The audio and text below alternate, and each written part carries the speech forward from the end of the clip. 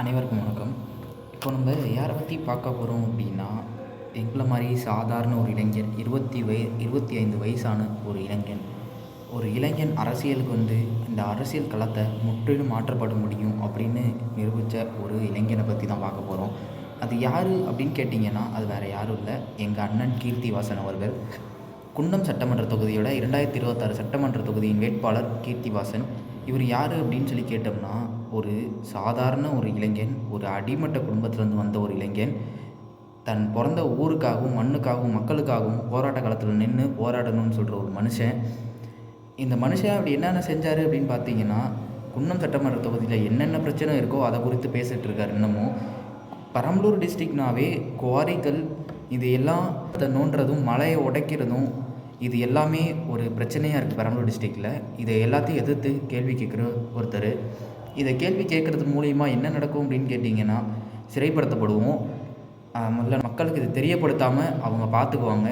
இதுதான் நாங்களும் செஞ்சிகிட்ருக்கோம், அவங்களும் ஊடக வழியாக பண்ணிகிட்டு இருக்க ஒரு விஷயம். எங்கள் அண்ணன் வந்து இன்ன வரையும் எல்லா போராட்ட காலத்துலையும் நின்றுருக்காங்க. பெரம்பலூர் தொகுதியில் என்னென்ன பிரச்சனை இருக்கோ அந்த அத்தனை பிரச்சனைக்கும் குரல் கொடுத்துருக்காங்க.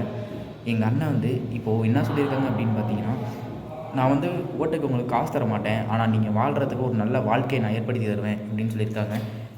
பொதுவாக பெரம்பலூர் டிஸ்ட்ரிக்ட்லேருந்து தான் சிங்கப்பூர், மலேசியா இந்த மாதிரி கண்ட்ரீஸ்க்கு வந்து மக்கள் வந்து கட்டட வேலைக்கும் தொழிலாளர் வேலைக்கும் போகிறாங்க. அது ஏன் அப்படின்னு கேட்டோம்னா, பெரம்பலூரில் வந்து ஒரு நல்ல தொழிற்சாலை இல்லை.